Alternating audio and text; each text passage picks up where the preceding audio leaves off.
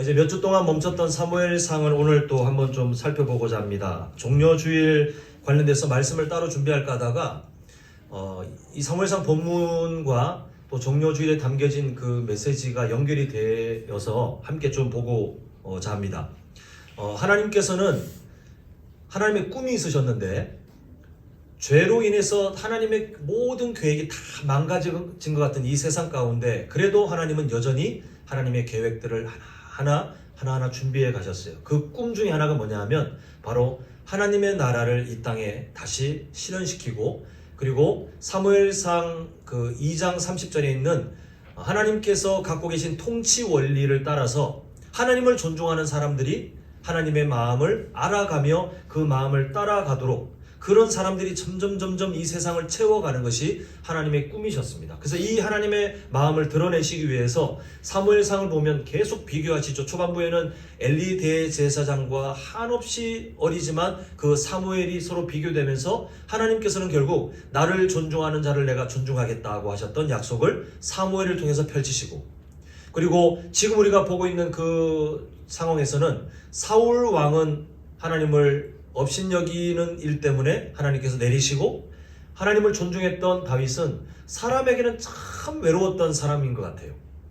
사람에게 뭐 환호도 받긴 했지만 그런데 정말 외로운, 가족들에게도 인정받지 못하고 장인에게는 살해 협박을 계속 받고 나중에 보면 아내에게도 인정받지 못하는 참 사람에게 외로운 사람이었지만, 하나님께는 한없이 친밀했던 그 다윗을 하나님께서 어떻게 높이고 계시는지를 우리가 지금 계속 보고 있습니다. 최근 우리 본문에 관련된 최근 사건을 좀 보면 사무엘상 24장에서는 다윗이 결국은 그 엔게디 광야의 궁지로 물려서 이제 잡혀 죽기 딱 좋은 상황에 사울 왕이 급한 볼일을 용무를 처리하려고 그 엔게디 광야에 동굴이 많다고 했잖아요. 자연적인 동굴이. 그 동굴에 와서 부하들 다 물리고 혼자 그렇게 시간을 두고 있는데 하필 그때가 다윗과 그 일행들이 숨죽여 있는 곳이었고, 그때 주변 사람들이 절호의 기회입니다. 하나님께서 당신을 살리려고 하는 기회입니다. 사울왕 죽입시다. 죽이기 너무 좋은 상황이었지만 다윗은 무엇을 선택하냐 하면, 우리 한번 화면 보시면요, 사무엘상 24장 6절이 나옵니다. 우리 한번 같이 보겠습니다. 함께 읽겠습니다. 시작. 자기 사람들에게 이르되 내가 손을 들어 여호와의 기름 부음을 받은 죄를 주신 것은 여호와께서 하신 것이니 그는 여호와의 기름 부음을 받은 자가 아니니라. 네, 뭔가를 선택하면 얻거나 잃거나 하는 것이 있어요. 세상은 이게 이치입니다. 근데 지금 다윗의 이 선택은 잃을 게 너무 많아요. 얻는 거는 물론 믿음의 눈으로 보면 사실 더 큰 것을 얻는 것이지만, 현실을 보면 잃는 게 너무 많고 무엇까지 잃을 수 있었습니까? 자기의 생명이 보장되지 않는, 하나님께서 이렇게 다윗이 이렇게 한다고 해서 하나님이 너 정말 잘했다, 내가 너 보호해줄게 라고 어떤 약속도 안 주고 계시는, 현실을 보면 이렇게 말해놓고 사울 왕에게 걸려서 이젠 처참하게 죽게 될 일이 너무 분명한 그 상황에 다윗은 뭐 죽든 말든 그냥 하나님께서 이렇게 생각하시니 나는 그냥 이대로 사울왕을 보내야 된다라고 했던 사건을 우리가 보았습니다. 24장 그리고 25장에서는 나발 기억하시죠? 그 다윗이 나발을 통해서 뭐가 드러났냐 하면, 24장에서는 그 사울왕을 너그럽게 보내줬던 정말 멋진 일을 했지만, 그러나 다윗도 여전히 연약한 사람이더라가 드러나서 그 미련한 부자 나발이 다윗을 모욕했더니 사울 왕에게 받은 모욕에 비하면 그 아무것도 아니거든요. 그런데 마음이 무너져가지고 칼을 빼서 우리 저 가문 다 오늘 다 멸절시키자라고 하면서 사울 왕처럼 다윗이 움직였을 때 하나님이 그 지혜로운 여인 아비가일을 통해서 막으시는 것을 보게 됩니다. 그리고 다윗이 금방 깨닫는 것을 우리가 이 직전장 25장까지 보았습니다. 자, 오늘 본문 26장을 보게 되는데, 사무엘상 26장은 매우 독특한 특징이 하나 있습니다. 뭐냐 하면 24장과 거의 흡사해요. 어느 정도로 흡사하냐면, 안 믿는 사람들이나 아니면 성경을 약간 삐딱하게 보는 사람들은 이거 저기 24장 내용 그냥 복사해서 붙여놔가지고 대충 뭐 사람 이름 바꾸고 지명 바꾸고 이렇게 해서 짜집기 한 가짜 아니요? 라고 의심받을 정도로 너무 흡사해요. 근데 그렇게 흡사하게 하나님께서 다윗에게 24장의 사건을 만나게 하셨는데 똑같이 마치 그대로 장면만 바꿨지만 구조가 똑같은 그 상황을 만나게 하신 데는 이유가 있는데요. 그 이유를 찾는 것이 오늘 우리의 목적입니다. 자, 오늘 본문 1절, 2절 읽지 않았지만 성경 다 펴 계시죠? 1절, 2절 보시면 어떤 상황이냐면 1절 10사람이 기브아에 와서 사울에게 제보를 합니다. 다윗이 광야 앞 하길라산에 숨었습니다 라고 했더니 사울이 분명히 24장에서 다윗이 사울 왕을 너 그렇게 보내주잖아요. 이걸 안 사울 왕이 다시는 너 안 쫓을게 라고 약속했지만 그 약속은 금방 이렇게 또 어겨집니다. 사울이 일어나서 10광야에서 다윗을 찾으려고 이스라엘에서 택한 사람 3,000명 24장과 똑같은 상황이에요. 이게 어떤 표현이냐면 그냥 택한 사람의 의미가 아니라 정예군, 특수부대 3,000명을 불러다가 나라를 지켜야 될, 지금 블레셋과 이게 되게 미묘한 상황인데 나라를 지켜야 될 이 사울 왕이 그 중요한 전력을 빼다가 다윗 한 명을 죽이는 일에 지금 다시 한번 열심을, 자기가 했던 약속을 다 어기고 맹세를 어기고 달려가는 것을 보게 됩니다. 자, 4절 5절 보겠습니다. 4절이 이에 다윗이 정탐꾼을 보내어 사울이 과연 이른 줄 알고 이제 봤습니다. 자, 5절 다윗이 일어나 사울이 진친 곳에 이르러 사울과 내레 아들 군사령관 아브넬이 머무는 것을 본즉 사울이 진영 가운데 누웠고 백성 그를 둘러 진쳤더라. 지금 예전에는 24장에서는 다윗이 숨어 있었는데 사울 왕과 그의 군대들이 와서 포위한 상황에 하필 우리는 지금 우연이라는 표현을 써야 되겠지만 하나님의 섭리 가운데 사울 왕이 다윗이 숨어 있는 곳으로 왔잖아요. 지금 26장에서는 약간 상황이 달라졌습니다. 이제 사울 왕과 그의 군사들이 다윗을 잡으려고 와서 딱 그 베이스 캠프를 쳤는데 이제는 그 소식을 듣고 다윗이 가서 그걸 살피고 있는 상황이 4절 5절입니다.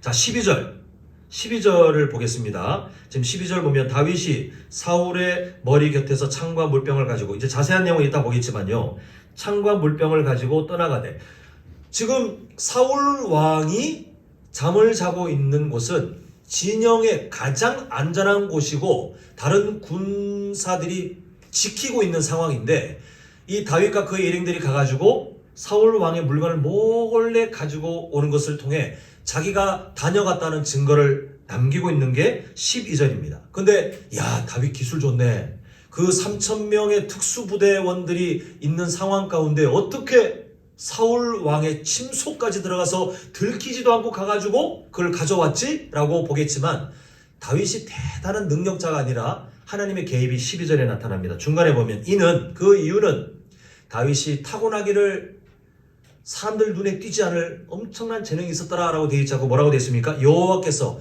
그들을 깊이 잠들게 하셨기 때문에, 그러니까 다 자요. 원래는 이게 말이 안 됩니다. 원래 규정상 이런 일은 없죠. 그런데 하나님이 다 재우셨어요. 누구를 위해서요? 다윗이 와가지고 마음껏 활개를 치며 사울 왕에 대해서 뭔가를 지금 하나님께서 다윗을 지금 뭔가를 하게 하시는데 그 뭔가를 할 때 전혀 방해받지 않도록 아예 3,000명이고 뭐고 지금 다 하나님이 재워버리셨어요. 그래서 이거를 다윗은 모르고 지금 몰래 살금살금 그렇게 가고 있지만 하나님이 환경을 만들어 놓으셨다는 것입니다. 자, 이렇게 24장과 대략적인 내용이 비슷합니다. 포위되어 있었던 24장 그리고 3,000명이 찾아온 26장, 그 상황 가운데 다윗이 사울 왕을 어떻게 대하게 되냐면, 자, 우리 8절 보겠습니다. 8절. 아비새가 다윗에게 이르되 하나님이 오늘 당신의 옳은 원수를 당신의 손에 넘기셨나이다. 그러므로 청하오니 왕이 다윗이여 죽여 버리십시오라고 하지 않고 마음을 평쾌하죠. 뭐라고 하냐면 아비새가 내가 다윗 당신 움직일 거 없이 내가 창으로 한 번에 그냥 두 번도 필요 없고 한 번에 사울 왕을 처단하겠습니다. 이렇게 말을 합니다. 그런 상황이 왜 지금 펼치냐면 왔더니 다 자요. 사울 왕에게 어떠한 반항도 일어나지 않을 너무 안전한 상황에 창을 한 번만 쿡 하면 끝날 상황이라 아비새가 이 도망치는 게 얼마나 고통이겠어요. 다윗이 24장에서는 우리 안 된다 참아라고 해서 참았지만 그 뒤에도 계속해서 배고프죠. 나발이라고 하는 그 부자한테 모욕당하죠. 계속 지금 눈치를 보면서 이렇게 돌아다녀야 되는 그런 상황인데 아비새도 안전하고 싶지 않겠습니까? 그래서 이 결단을 내려달라고 할 때에 자 9절 우리 한번 9절 함께 읽겠습니다. 시작. 다윗이 아비새에게 이르되 죽이지 말라. 누구든지 손을 들어 여호와의 기름 부음 받은 자를 치면 죄가 없겠느냐. 똑같아요. 24장과 똑같은 마음의 선을 갖고 있어요. 하나님께서 안 기뻐하시기 때문에 설령 내가 평생 쫓겨다닌다 할지라도 나는 네가 요청하는 그거를 허락할 수 없다. 사울 왕을 죽일 수 없다. 이렇게 지금 하는 것이 오늘 본문의 이제 주된 내용입니다. 사랑하는 성도 여러분, 오늘 내용이 아까도 말씀드렸지만 사람들에게 의심받을 정도로 24장과 26장이 딱 겹쳐보면 장소와 이름들이 약간 다를 뿐 구조가 똑같죠, 그죠? 결국 결론이 뭐냐면 다윗에게 하나님이 어떤 상황을 딱 펼쳐놓으셨는데 그 상황의 핵심은 그겁니다. 다윗이 마음만 먹으면 누구를 죽일 수 있어요? 사울 왕을 죽일 수 있어요. 또 하나 조건. 지금 다윗은 사울 왕을 죽여야 될 이유가 수백 가지. 그리고 상황을 보면 다윗이 그렇게 했을 때 사람들이 막 손가락질하면서 저 나쁜 인간이라고 하지 않고 오히려 다윗에게 잘하셨어요. 정말 지혜로운 일입니다라고 모두의 환호를 받을 만한 상황이 딱 펼쳐졌습니다. 24장에 그렇게 되었을 때에 다윗이 사울 왕을 놓아주잖아요.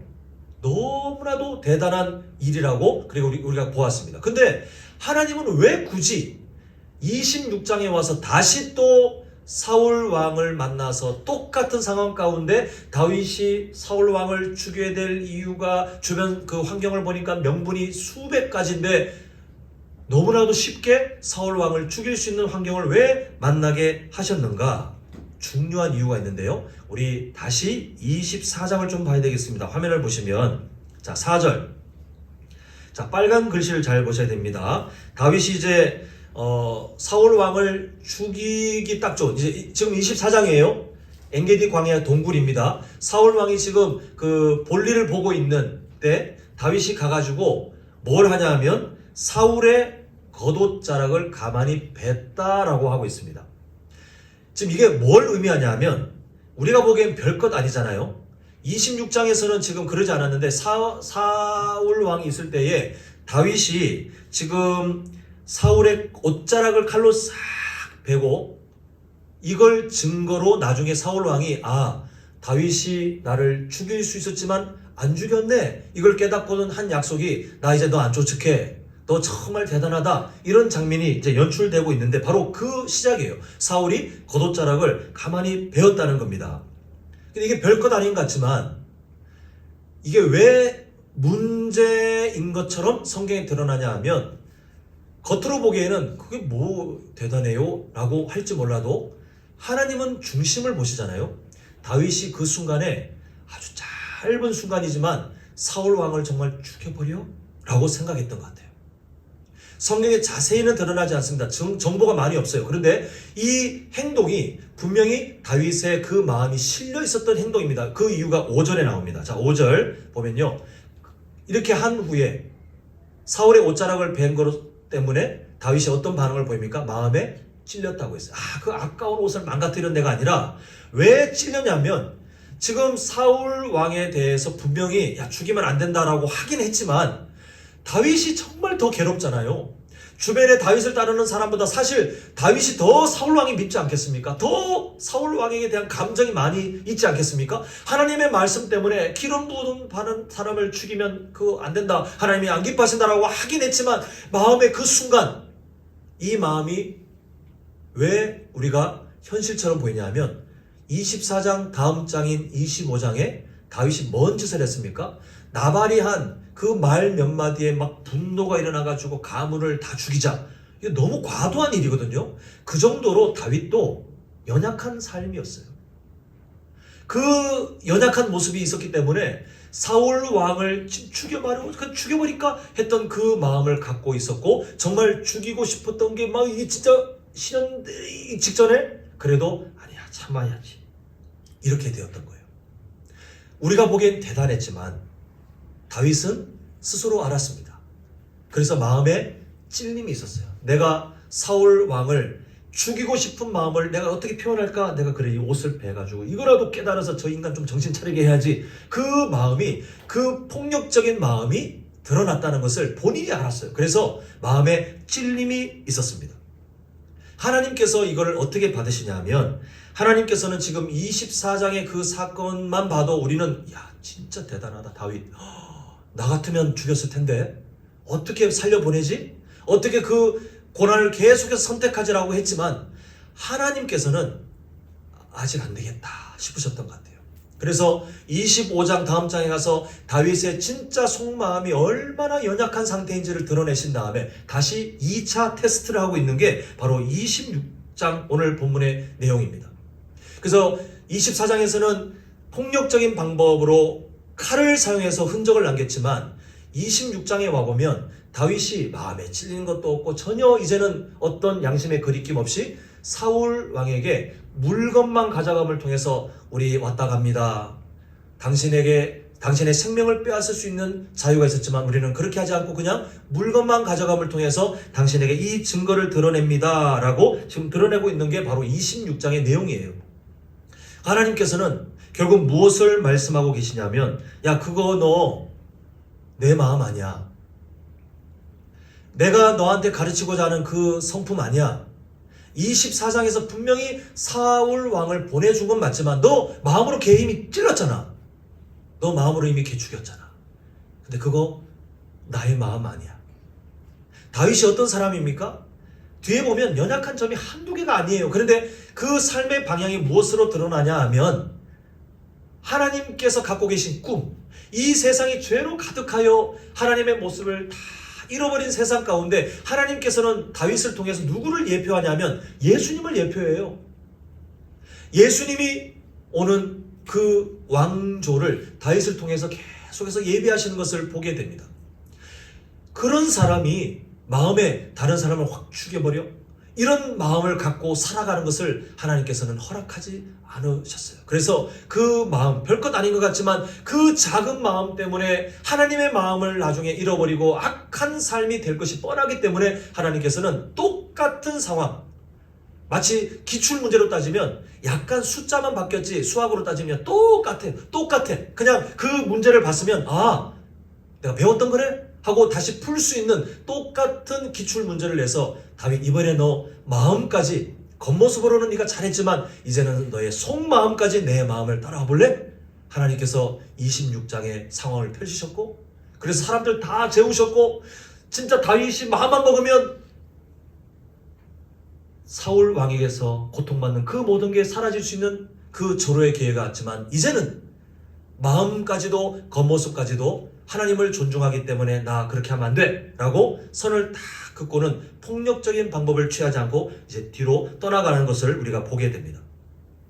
2차 테스트에 사울 왕에 대한 그 태도를 통해서 하나님을 정말 존중했는지 안 했는지를 만점으로 통과하게 되는 것이 바로 이 26장의 내용입니다. 사랑하는 성도 여러분, 오늘 종려주일로 우리가 함께 예배를 드리고 있습니다. 또 내일부터는 이제 제가 이따가 광고 시간에 또 막 성도님들을 또 권면하겠지만 한 주간 고난주간 특별 새벽 예배로 드리게 됩니다. 한번 좀 생각해 보셨으면 좋겠어요. 저는 절기가 의미 없는 우상처럼 소비되는 것을 경계하고 싶습니다. 그래서 그러면 생각을 하셔야 돼요. 고난주간 하면 먼 금식 하면서 한 주간의 내 삶을 고난의 자리로 일부러 밀어넣잖아요. 근데 되게 웃긴 게 뭐냐면 미디어 금식이니 드라마 안 볼게요, 인터넷 서핑을 안 할게요, 안 할게요 다 하잖아요. 즐거운 거 안 할게요, 자기가 취미생활 다 안 할게요. 부활주일과 함께 다시 다 시작해요. 결국 며칠 그 행위 가지고 내가 예수님의 고난에 마치 동참한 것처럼 우리가 스스로를 위로하기 위한 방법이 될 위험이 상당히 있어요. 그래서 그렇게 하셔서 하나님의 경건을 향해서 더 나아가시는 것은 괜찮으나 그것으로 고난주간을 다 했다고 생각하지 않으셨으면 좋겠고, 또 정말 경계해야 될 것은 뭐냐 하면 예수님께서 십자가에 달리신 그 과정들을 고난주간을 통해서 이렇게 접하시거나 아니면 묵상하실 기회가 있으실 텐데 예수님의 육체적 고난에 집중 안 했으면 좋겠습니다. 하나님께서 우리에게 예수님의 십자가 그 과정을 보여주신 이유는 그거 묵상하면서 막 채찍의 장면들, 예전에 그 패션 오브 크라이스트 영화 있었잖아요. 그거 보면서 막 그 장면들 보면서 충격받고 거기에 머물러 있으라고 주신 내용이 아닌데, 고난주간하면 이상하게 거기 묵상해서 특히 성금요일 되면 막 슬퍼지고 울어야 될 것 같고, 안 울면 내가 믿음에 떨어진 것 같고 이상한 절기로 전락할 위험이 있어요. 그래서 고난주간에 이번 주제가 뭐냐면 은혜를 다시 기억하는 것으로 제가 잡았어요. 여러분, 왜 기억을 자꾸 생각해야 되냐 하면, 한번 자 질문을 드려볼게요. 한번 답을 하실 수 있을까요? 예수님께서 왜 하나님이신 그분이 이 세상에 인간으로 오셔야 했습니까? 왜 그분은 이 세상에 오셔서, 이제 종료주일이니까요, 십자가 고난을 앞두고 죄인 취급당하면서 그렇게 수모와 멸시를 당하셔야 했습니까? 왜 예수님께서는 죄도 없으신 분이 십자가에 달려서 하나님께 인류를 대신해서 죄의 저주를 다 감당하셔야 했습니까? 뭐라고 답하실 것입니까? 제가 수요일날 주기도문을 통해서 함께 연구하면서 말씀드렸죠. 이때 우리가 기계적으로 천국 가게 하시려고요, 영원히 살게 하시려고요, 이렇게 말하는 순간 반쪽짜리 신앙이 돼요. 하나님께서 갖고 계신 꿈이 있는데 그 꿈이 우리가 이 세상 살다가 천국으로 뿅 가게 하고, 아니면 우리가 이 세상에 살다가 죽으면 진짜 나중에 예수님께서 다시 오실 그날 우리가 영원한 그 생명을 완성하는, 그걸 누리게 되는, 그것을 주기 위해서 예수님을 그렇게 소비하셨다. 이 소비하셨다는 표현은 이제 그 잘못된 이해를 이제 연결하기 위한 거니까 오해하지 마십시오. 예수님을 그렇게 소비하셨다라고 우리가 생각하면 하나님의 꿈을 우리가 완전히 거절하는 거예요. 하나님의 꿈은 우리가, 이제 극단적인 표현입니다, 우리 안에 어떠한 변화나 어떠한 하나님과의 관계 회복도 없고 그저 천국 가는 것을 만족하시고 우리가 그저 영원히 안 죽고 사는 걸 만족하신다? 아니에요. 그건 나중에 그냥 보너스, 부차적인 문제입니다. 하나님께서 왜 굳이 그 사랑하는 독생자를 이 땅에 인간으로 보내가지고 그 낮은 자리에 보낸 다음에 나중에는 십자가 앞두고 정말 비참한 자리에 두신 다음에 정말 나중에는 십자가 위에서 하나님조차 예수님을 버리잖아요? 왜 그렇게 하셔야 했는가? 하나님의 꿈이 있기 때문에 그렇습니다. 그 꿈은 이 세상의 죄인들이 하나님께서 원래 인간을 어떻게 창조하셨고 그것을 왜 다시 회복하시고 싶으신지 하나님의 마음을 알기를 원하셨기 때문에 그렇습니다. 우리가 창조 파트에서 보지 않았습니까? 하나님께서 이 세상에 인간을 창조하실 때 어쩌다가 뭐 이것저것 만들다 보니 인간도 한번 만들어봐? 짠! 만들었더니 괜찮네? 이 과정이 아니라 아예 목적을 누구를 먼저 만들 생각하셨다고 말씀드렸죠? 인간을 만드시기 위해서 인간이 살기에 가장 좋은 환경을 다 하나하나 구축한 다음에 마지막에 너 여기서 잘 살아라, 이런 마음으로 인간을 만드시고, 그때 인간을 어떻게 만드셨냐 하면 그냥 만드신 것이 아니라 하나님의 형상과 모양대로 하나님의 성품을 따라 하나님과 통하는 존재로, 그래서 하나님과 친밀한 관계를 누리는 귀한 피조물로, 다른 어떤 피조물도 이 영광을 누리지 못했어요. 하나님은 그렇게 인간에게 특별한 자격을 주셨습니다. 하나님의 성품을 닮아 그 성품을 가지고 하나님과 교제하는 존재로 만드셨는데, 우리가 그 두 번째 파트, 우리가 타락에서 보지 않았습니까? 하나님처럼 될 거라는 거짓말에 넘어가서 하나님을 존중하는 마음을 다 버린 결과 하나님이 주셨던 좋은 것들이 다 무너졌어요. 그때부터 인간은 우리가 보기에 이분 정말 존경합니다, 제가 살면서 저는 정말 이 사람, 우와, 제가 만난 사람 중에 제일 착하고 제일 점잖고 정말 멋져요 라고 하실 분들이 계실지 모르겠지만, 성경의 해석대로라면 아무리 대단한 분이라 할지라도 그분이 예수님 믿는 사람이 아니라면 어떻게 결론이 딱 나냐면요, 하나님의 성품, 하나님의 형상이 다 파괴되어 있는 채로 그냥 살아갈 뿐이에요. 겉으로 사회적 가면을 쓰면서 착하게 행동할 수 있고 선하게 행동할 수 있고, 그리고 어떤 그 성품을 따라서 다른 사람을 돕는 일들을 할 수는 있겠지만, 그러나 하나님의 원래 성품대로 창조되었던 존귀한 모습이 아니라 그 모습을 조금 흉내내다가 세상을 떠나는 참 불쌍한 인생이 될 수밖에 없어요. 하나님께서는 어떤 꿈이 있으셨냐면, 이렇게 원죄를 가지고 하나님의 성품을 다 잃어버린 사람들을 바꾸고 싶으셨어요. 근데 인간 스스로 이걸 바꿀 수 없기 때문에 하나님의 결단, 창세기 3장 15절에 여자의 후손으로 약속하셨던 예수 그리스도를 이 땅에 보내서 우리 대신 십자가에 달아 우리 대신 죄의 저주를 다 퍼부어서 그냥 비참하게 죽여버리신 것이 하나님의 일하심이었습니다. 근데 여기다 대고 하나님이 왜 그렇게 하셨을까요? 우리를 천국 가게 하시려고요. 우리를 영원히 살게 하시려고요. 하나님의 마음을 완전히 무시하는 해석이에요. 우리는 무엇을 봐야 되냐 하면 하나님께서 왜 예수님을 보내셨습니까? 우리의 모습이 하나님의 모습으로 그 성품을 닮아가도록 회복시키기 위해서 그 일을 하셨어요. 하나님의 관심이 어디 있어요? 천국은 나중이고요. 지금 이 세상에 살고 있는 우리가 어떤 사람으로 살아가야 할지가 더 하나님의 간절한 꿈이셨어요. 그것을 이루기 위하여 예수님을 십자가에 죽게 하셨어요. 그것을 이루기 위해서 그 주님을 3일 만에 부활시키셨어요. 그리고 그 생명을 우리에게 덧입히셔서 우리가 그분을 믿겠다고 결단한 것처럼 보이지만 그러나 성경은 그렇게 말하지 않습니다. 믿음조차도 하나님께서 우리에게 은혜로 주셔서 우리가 예수님을 믿는 그 믿음을 통하여 아직 연약한데 하나님의 표현, 너는 이제 의인이야. 우리는 아직 그럴 자격이 없는 것처럼 살고 있는데 하나님께서 하시는 표현, 내 아들 예수 때문에 너 나의 자녀다. 너와 나 사이의 죄 때문에 깨어졌던 그 관계가 이제 완전히 다 해결되었다? 마귀가 옆에서 우리를 향하여 고소할지 모릅니다. 하나님 말도 안 되는 소리 하지 마십시오. 저 목사, 저 장로, 저 권사, 저 집사, 저 성도 보십시오. 저 아이들 보십시오. 일주일 동안 엉망으로 살고 지금 와서 예배하는데 무슨 하나님의 아들, 딸입니까? 그때 하나님께서 막 갈등하시면서 어떡하지? 그렇게 하실 것 같습니까? 아니요. 하나님의 그 사랑에서 끊을 그 어떤 것도 없다라고 성경은 우리에게 약속하고 있습니다. 왜요? 예수님의 십자가 보혈이 너무 충분해요. 예수님의 십자가 사랑이 너무 충분하기 때문에 우리는 이미 그 사랑을 누리고 오늘도 함께 모여 있는 줄 믿습니다. 사랑하는 성도 여러분, 종려주일, 예수님께서 십자가의 고난을 준비하셨다가 본격적으로 시작하시는 그 종려주일, 그리고 고난주간 우리가 토요일까지 함께 만나야 되는데 어떠한 마음으로 보내시겠습니까?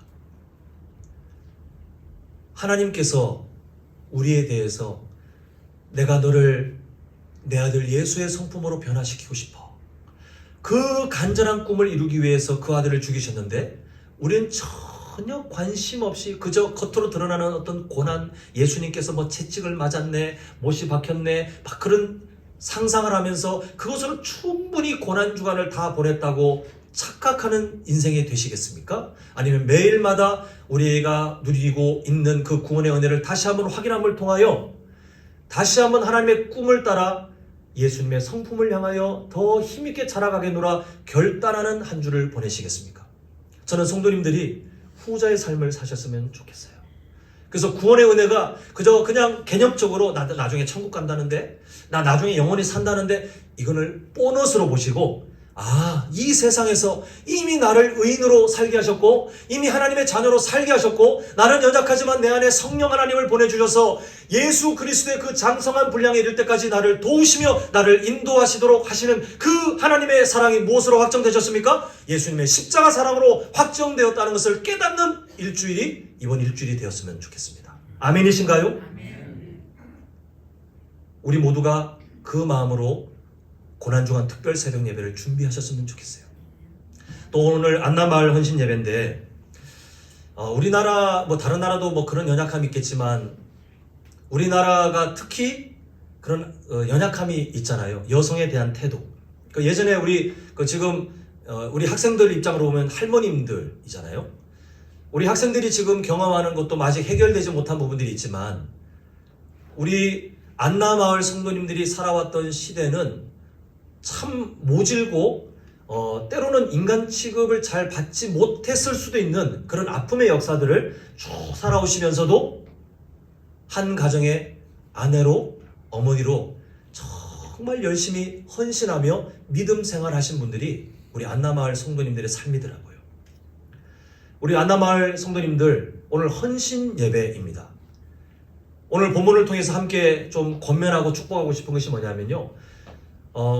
우리 성도님들께서 살아오신 그 인생길 가운데 이미 그 삶을 살아오셨기 때문에 더 아름다운데, 아까 말씀드렸잖아요. 하나님이 꿈이 있는데 우리 성도님들 왜 예수님 믿게 하셨다고 생각하십니까? 아까 이미 답을 다 말씀드렸잖아요.